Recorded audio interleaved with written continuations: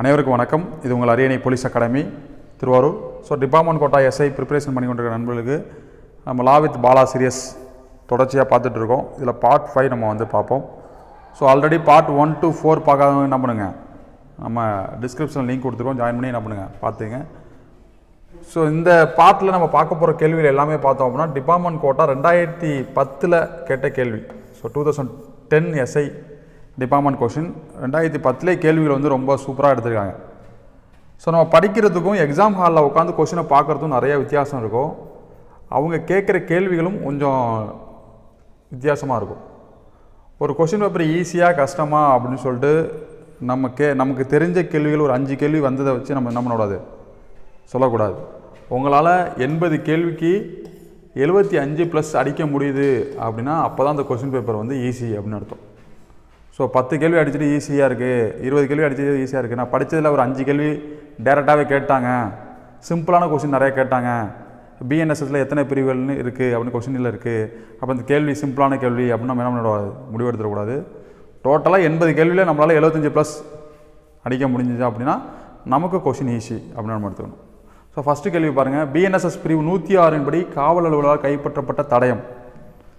So இந்த இதிலே ஒரு கொஷின் இருக்குது. 106 பிஎன்எஸ்எஸ் எதை சொல்லுது அப்படின்னா, ஒரு தடய பொருள் அதோடைய அடையாளம் முகவரி யாரோடது அப்படின்னு கண்டுபிடிக்க முடியல அப்படின்னா நம்ம வந்து சீஸ் பண்ணலாம். அன்கிளைம்டு ப்ராப்பர்ட்டி அப்படின்னு சொல்லுவாங்க. ஓகேவா?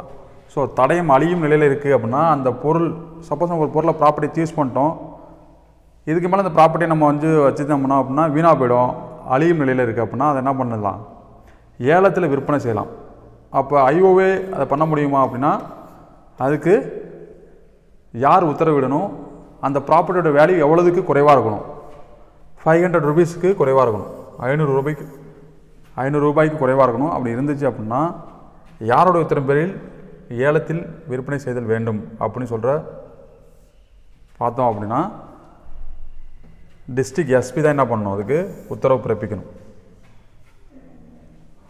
ஓகேவா? அடுத்து பாருங்கள், ரொம்ப சூப்பரான கேள்வி. 2012ஆம் ஆண்டு போக்சோ சட்டம். ஸோ போக்சோ சட்டம் அப்படிங்கிறது 2012 அமெண்ட்மெண்ட் செய்யப்பட்ட வருடம் பார்த்தோம்னா 2019 திருத்தம் செய்யப்பட்டது. ஓகேவா? ஸோ போக்சோ அப்படிங்கிறது என்ன பண்ணுங்கள், ஃபுல் ஃபார்ம் கமெண்ட் பண்ணுங்கள், தெரிஞ்சவங்க என்ன பண்ணுங்கள் கமெண்ட் பண்ணுங்கள். போக்சோ ஓகே தானே? ஸோ இந்த போக்சோ சட்டம் இயற்றப்படுவதற்கு காரணமான வழக்கு என்ன வழக்கு, அதெல்லாம் என்ன பண்ணுங்கள் தெரிஞ்சு வச்சுக்கிங்க. வழக்கு என்ன வழக்கு? ஸோ ஒரு போக்சோ சட்டம், ஒரு ரேப் கேஸு, ஒரு கேங் ரேப்பு, ஒரு பெண்கள் பாலியல் துன்புறுத்தல் சம்மந்தமாக நம்ம ஏதாச்சும் வழக்குகள் பதிவு செய்கிறோம் அப்படின்னா ஸோ இது போன்ற வழக்குகளில் வந்து எவ்வளோ நாட்களுள்ள இன்வெஸ்டிகேஷனை நம்ம முடிக்கணும், அதாவது கூட சொல்லியிருக்காங்க பாருங்கள். அத்தகைய தகவலை பதிவு செய்த தேதியிலிருந்து அப்படின்னா எஃப்ஐஆர் பதிவு பண்ண தேதியிலேருந்து, அதான் முக்கியமானது. ஸோ ரிமாண்ட் பண்ண பிறகு அப்படிலாம் கிடையாது, எஃப்ஐஆர் ரிஜிஸ்ட்ரேஷன் பண்ண டேட்லேருந்து நம்ம எத்தனை மாதத்துக்குள் புலனாய்வை முடித்தல் வேண்டும் அப்படின்னு சொன்னோம்னா 2 மாதம். ஸோ இந்த போக்சோ கேஸு, ரேப் கேஸு இதுக்கான இன்வெஸ்டிகேஷன் பீரியடு. அடுத்தது பார்த்தோம் அப்படின்னா இதுக்கான காம்பன்சேஷன் அமௌண்ட்டு, இழப்பீட்டு தொகை, எல்லாம் கொஸ்டின் கேட்குறாங்க, கொஞ்சம் என்ன பண்ணுங்கள் பார்த்து வச்சுங்க. அடுத்து பாருங்கள், 3வது கேள்வி பாருங்கள். எந்த பிரிவின் கீழ் காவல் அலுவலர் திருடப்பட்டு இருப்பதாக சொல்லப்படும் அல்லது திருடப்பட்டிருப்பதாக சந்தேகப்படும் எந்த பொருளையும் குற்றம் ஏதேனும் செய்யப்பட்டுள்ளது என்றும் சந்தேகத்தை உண்டாக்கும் சூழ்நிலையில் காணலாகும் பொருளை கைப்பற்றலாம். எப்படி கொஸ்டின் கேட்டிருக்காங்க பாருங்கள். எந்த பிரிவு கீழே திருடப்பட்டு இருப்பதாக சொல்லப்படுகின்ற, திருடப்பட்டிருப்பதாக சந்தேகப்படுகின்ற எந்த பொருளையும் குற்றம் ஏதேனும் செய்யப்பட்டுள்ளது என்று சந்தேகத்தை உண்டாக்கும் சூழ்நிலையில் காணப்படும் பொருள், இதெல்லாம் கைப்பற்றலாம் அப்படின்னு சொல்கிற பிரிவு என்னன்னு பார்த்தோம் அப்படின்னா பிரிவு 106 பிஎன்எஸ்எஸ். ஸோ பழக்க தோசையில் என்ன பண்ணிடக்கூடாது, 102 அடிச்சிடக்கூடாது. நமக்கு நல்லா பழகிருக்கும் அதனால் அதை நம்ம என்ன பண்ணக்கூடாது, அடிச்சிடக்கூடாது. கேள்விகள் எப்படி கேட்டிருக்காங்க பாருங்கள். பிரிவு 173 பாரதிய நகர சுரக்ஷா சட்டப்படி கைது செய்வதற்குரிய குற்றம் ஒன்று செய்யப்பட்டிருப்பது பற்றிய ஒவ்வொரு தகவலும் காவல் நிலைய பொறுப்பாளருக்கு வாய்மொழியாக கொடுக்கப்படுமானால் அது அவராலோ அல்லது உத்தரவின்படியோ எழுதப்படுதல் வேண்டும். தகவல் கொடுத்தவரிடம் படித்து காண்பித்து கையொப்பம் பெற வேண்டும். அந்த தகவலின் பெயர் என்ன? ஸோ இந்த கேள்வியை பார்த்தா நம்ம என்ன நினச்சிட்டு இருப்போம், இதெல்லாம் ஒரு கேள்வி அப்படின்னு சொல்லிட்டு கேட்குறாங்க அப்படின்னு சொல்லி நினச்சிட்டு இருப்போம். கேள்விகள் எல்லா கேள்வியுமே கஷ்டமாகவும் இருக்காது, எல்லா கேள்வியும் ஈஸியாகவும் இருக்காது. ஆனால் நம்ம ஓவரால் பார்க்குறப்ப தான் தெரியும். 10 கேள்வி 20 கேள்வி தப்பு பண்ணோம்னா நம்ம போட்டி உள்ளே கிடையாது. ஸோ இதுக்கு ஆன்சர் நமக்கு எல்லாமே தெரிஞ்சு தான் 173 BNSS பார்த்தோம் அப்படின்னா முதல் தகவல் அறிக்கை. ஸோ எக்ஸாம்லேயே இந்த கொஸ்டின் ஃபஸ்ட்டு கேட்டிருக்காங்க, அடுத்த கொஸ்டின் இந்த கொஸ்டின் கேட்டிருக்காங்க. ஃபஸ்ட்டு கேள்வி எஃப்ஐஆர் பற்றி கேட்டிருக்காங்க, அடுத்தது இறுதி அறிக்கை பற்றி கேட்டிருக்காங்க. ஸோ 2 கேள்வியும் பார்க்குறப்ப நமக்கு எப்படி இருக்கும்? Question easy. பிரிவு 193 BNSS பிரிவின்படி புலனாய்வை முடித்தது பின் ஆஃப்டர் கம்ப்ளீஷன் இன்வெஸ்டிகேஷனை நம்ம வந்து கம்ப்ளீட் பண்ண பிறகு காவல் அலுவலர் தாக்கல் செய்யும் அறிக்கைக்கு பேர் என்ன? அப்படி கேட்டிருக்காங்க பாருங்க. காவல் அலுவலர் தாக்கல் செய்யும் அறிக்கை பொதுவாக எவ்வாறு அழைக்கப்படுகிறது? இறுதி அறிக்கை, காவல் அறிக்கை, புலனாய்வு அறிக்கை. இதை பார்த்தோன்னா நிறைய பேருக்கு என்ன ஆகிடும்? ஸோ இதுக்கு பேர் என்ன அர்த்தம்? இதுக்கு என்ன ஆன்சர் பார்த்தோம் அப்படின்னா, ஸோ நிறைய பேர் இறுதி அறிக்கை அப்படின்னு சொல்லிட்டு அடிச்சிருப்பாங்க, அப்போதைக்கு அடிச்சிருப்பாங்க. இப்போ யாரும் என்ன பண்ண மாட்டாங்க, அடிக்க மாட்டாங்க. ஓகேவா? ஸோ ஃபைனல் ரிப்போர்ட் அப்படின்னு சொல்லிட்டு அப்படின்னு ஒன்று கிடையாது. ஸோ ஆன்சர் பார்த்தோம்னா காவல் அறிக்கை.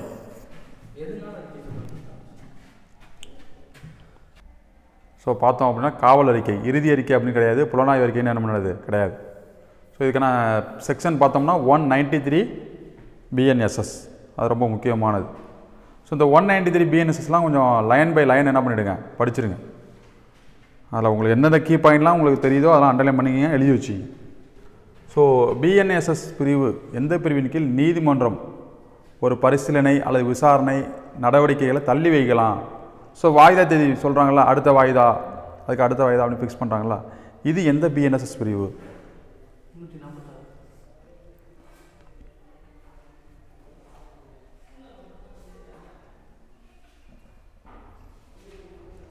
ஓகேவா? இது எந்த பிரிவுன்னு பார்த்தோம்னா ஆப்ஷன் பி, BNSS பிரிவு 346. அடுத்து பாருங்கள், BNSS சட்டம் எந்த பிரிவில் விசாரணை முடிந்த பின்னர் வழக்கில் சம்பந்தப்பட்ட தரப்பின் வாய்மொழியான வாக்குவாதத்தையும் எழுத்து மூலமான வாக்குவாதத்தையும் நீதிமன்றத்தில் செய்யலாம்? ஸோ ஆர்கியூமெண்ட் பண்ணுறோம்ல, அது வாய்மொழியான ஆர்கியூமெண்ட் ஆர் ரிட்டன் ஆர்கியூமெண்ட் செய்யலாம் அப்படின்னு சொல்கிற பிரிவு எந்த பிரிவு?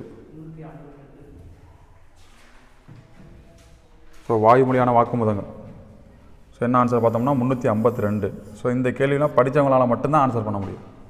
நமக்கு தேவையான பிரிவு நல்லா தெரிஞ்சு வச்சுங்க. ஒரு கேஸ் ட்ரையலில் போயிட்டுருக்கு, எல்லா சாட்சியிலும் விசாரித்து முடித்த பிறகு என்ன பண்ணுவாங்க, ஆர்கியூமெண்ட் எடுப்பாங்க. ஸோ எதிர் தரப்பு அரசு தரப்பு ஆர்கியூமெண்ட் பண்ண பிறகு தான் என்ன பண்ணுவாங்க, ஜட்ஜ்மெண்ட் கொடுப்பாங்க. ஸோ இதை செய்யலாம் அப்படின்னு சொல்கிற பிரிவு 352 BNSS. எந்த பிரிவின் கீழ் ஒரு நீதிமன்றம் தண்டனையும் மற்றும் நஷ்ட ஈடும் புகார்தாரருக்கு கொடுக்கலாம்? புகார்தாரருக்கு நஷ்ட ஈடு என்ன பிரிவு அப்படின்னு பார்த்தோம் அப்படின்னா 373 பிரிவே இல்லையே, 395 BNSS. அடுத்து பாருங்கள், பிரிவு 482 பிரிவின் கீழ். ஸோ 482 அப்படின்னாவே என்னது, ஆன்டிசிபேட் பெயில், முன்ஜாமீன் அல்லது கைதை அச்சத்தோடு எதிர்நோக்குகின்ற பொழுது நடைமுறை. கேள்வி எப்படி பார்த்தோம் அப்படின்னா, உயர் நீதிமன்றம் மற்றும் அமர்வு நீதிமன்றம் முன்ஜாமீன் கீழ்கண்ட எந்த வழக்குகளில் வழங்கலாம்?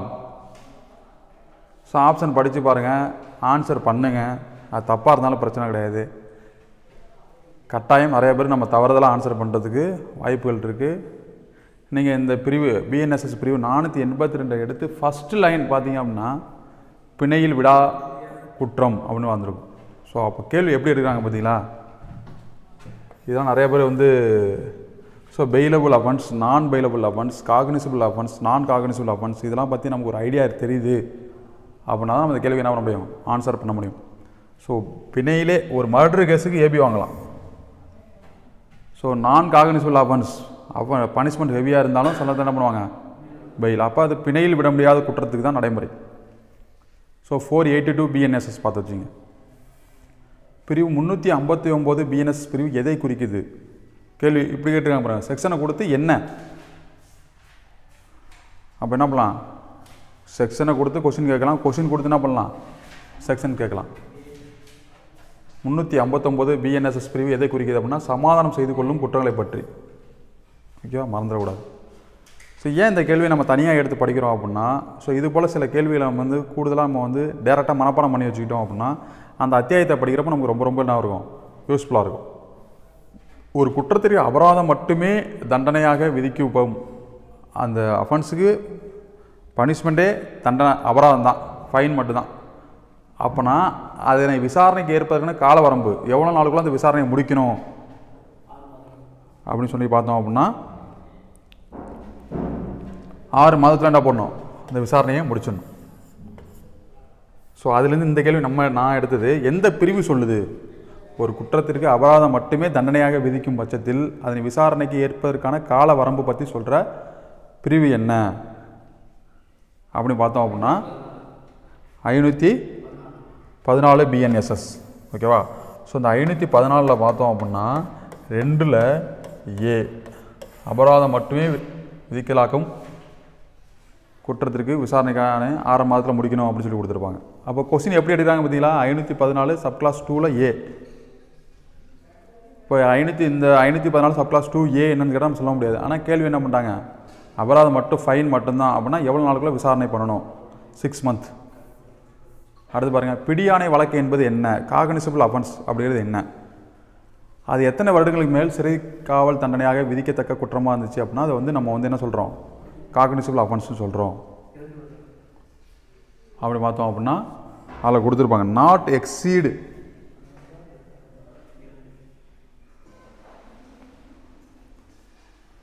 ஸோ 2 வருடத்துக்கு மேலே 2 வருடங்கள் அதற்கு மேலே சிறை தண்டனை விதிக்கக்கூடிய வழக்காக இருந்துச்சு அப்படின்னா அந்த வழக்குகள் மேக்சிமம் காகனிசபிள் அஃபென்ஸாக இருக்கும். பாருங்கள், பிடியாணை வழக்குனா என்ன அப்படிங்கிறத பற்றி சொல்கிற பிரிவு என்ன பிரிவு. ஸோ பார்த்தோம் அப்படின்னா பிஎன்எஸ்எஸ் 2Z. அப்போ ஒவ்வொரு எக்ஸாம்லேயும் கட்டாயமாக செக்ஷன் 2லேருந்து என்ன பண்ணுறாங்க, ஒரு கேள்வி. ஸோ அது பிஎன்எஸில் செக்ஷன் 2லேருந்து ஒரு கேள்வி, பிஎன்எஸ்எஸ் செக்ஷன் 2லேருந்து ஒரு கேள்வி, பிஎஸ்லேருந்து ஒரு கேள்வி. அப்போ 3 கேள்வி டெஃபினேஷன்லேருந்து வருது, பார்த்து வச்சுங்க. டைரக்ட் கொஷின், இது எக்ஸாமில் கேட்ட கேள்வி தான். பிடியாணை வழக்குகள் பற்றி விளக்குகின்ற பிஎன்எஸ்எஸ் பிரிவு என்ன, 2Z. ஓகேவா, கடைசி பிரிவு. குற்றப்பத்திரிகையில் எதிரியின் முன் தண்டனையை பற்றி குறிப்பிட வேண்டிய காரணம் என்ன. ஸோ குற்றப்பத்திரிகையில் எதிரியுடைய முன் தண்டனையை பற்றி குறிப்பிடணும் அப்படின்னு சொல்கிற பிரிவு என்னன்னு பார்த்தோம் அப்படின்னா 334 பிஎன்எஸ்எஸ். எதிரியின் முன் தண்டனை அப்படிங்கிற ஒரு வார்த்தை வரும். ஓகேவா. ஸோ இதுக்கான காரணம் என்ன அப்படின்னா அதிக தண்டனை வாங்கையா, குறைந்த தண்டனை வாங்கையா, தண்டனை நீக்குவையா, எந்த விதம் காரணம் இல்லையான்னு பார்த்தோம்னா அதிக தண்டனை வாங்குவதற்காக. ஒரு வழக்கில் தண்டனை தூக்கு சாகும் வரை, தூக்கு சாகும் வரை சிறை தண்டனை அல்லது 2 வருடத்திற்கு மேல் தண்டனை அப்படிங்கிறது என்ன மாதிரியான என்ன வழக்கு அப்படின்னு கேட்டிருக்காங்க. அது சம்மன் கேஸா, இல்லை பிடியாணை வழக்கா, இல்லை அமர்வு நீதிமன்ற வழக்கா அப்படின்னு கேட்டிருக்காங்க. ஸோ 2 வருடத்துக்கு மேலே அப்படின்னாவே என்ன வழக்கு, பிடியாணை வழக்கு, காகனிசபிள் அஃபென்ஸ். பிஎன்எஸ்எஸ் பிரிவு 72 சப்கிளாஸ் 2 அப்படிங்கிறது என்ன அப்படின்னு பார்த்தோம் அப்படின்னா வாரண்டோடைய காலம். நம்ம நீதிமன்றம் பிறப்பிக்கப்பட்டுள்ள இந்த பிடியானுடைய டைம் லிமிட் என்ன, கைது செய்வதற்காக கொடுக்கப்படும் பிடி வாரண்ட் நீதிமன்றம் ரத்து செய்யும் வரையிலும், அந்த அந்த அந்த சப்செக்ஷன் 2 எடுத்துருக்காங்க பாருங்கள், ரத்து செய்யும் வரையிலும் அல்லது அதை அமல்படுத்தி நடவடிக்கை எடுக்கும் வரையிலும் இருக்க வேண்டும் என்று சொன்னால் ஆப்ஷன் பாருங்கள், பொய், உண்மை, பாதி உண்மை எதுவும் பொருந்தாது. எப்படி ஆப்ஷன் வச்சுருக்காங்க பாருங்கள். இப்போ பகுதி சரி பகுதி தவறு அப்படின்னு என்ன பண்ணுறாங்க, ஆப்ஷன் வைக்கிறாங்க. அப்போ என்ன பண்ணுறாங்க, ஃபாலோ பண்ணுறாங்க. 2010 பேஸ் பண்ணி தான் 2016, 2016 பேஸ் பண்ணி 2019, 19 பேஸ் பண்ணி 2022, 22 பேஸ் பண்ணி 23. மேக்ஸிமம் எப்படி கேட்டாலும் இப்படி தான் கேள்வியில் எடுத்தாகணும். ஸோ இதுக்கு ஆன்சர் பார்த்தோம் அப்படின்னா உண்மை. எப்போ நம்ம வாரண்டை எக்ஸிக்யூட் பண்ணுறோமோ அது வரைக்கும் அந்த வாரண்ட் என்ன இருக்கும், நடைமுறையில் இருக்கும். கைது செய்வதற்கு குற்றம் என்பது காவல் அலுவலர் ஒருவரை கைது செய்யும் முன்னர் டேஷிடமிருந்து அனுமதி பெற வேண்டும். காகனிசபிள் அஃபென்ஸ்னால் யார்கிட்ட பர்மிஷன் வாங்கணும், நீதிமன்றம், மேலதிகாரி, அரசாங்கம், எவரும் இல்லை. ஸோ ஆன்சர் பார்த்தோம்னா எவரும் இல்லை. எப்படி கேள்வி கேட்குறாங்க பார்த்தீங்களா. ஸோ கைது செய்கிற நான் காகனிசபிள் அஃபென்ஸ், காகனிசபிள் அஃபென்ஸ்னால் என்ன தேவையில்ல, யார்கிட்டையும் அனுமதி பெறணும் அவசியம் இல்லை. ஆன்சர் பார்த்தோம்னா ஆப்ஷன் டி. ஸோ 183 BNSS அப்படிங்கிறது எதை பற்றி சொல்லுது? கன்ஃபஷன் அண்ட் ஸ்டேட்மெண்ட், ஒப்புதல் மற்றும் வாக்குமூலங்கள். இதை பதிவு செய்கிற நடுவர் யார் அப்படின்னு கொஸ்டின் கேட்டிருக்காங்க. அமர்வு நீதிபதியா, நீதித்துறை குற்றவியல் நடுவரா, உதவி அமர்வு நீதிபதியா, இல்லை செயல்துறை நடுவரா அப்படின்னு பார்த்தோம் அப்படின்னா ஸோ நமக்கு டவுட் வரும்.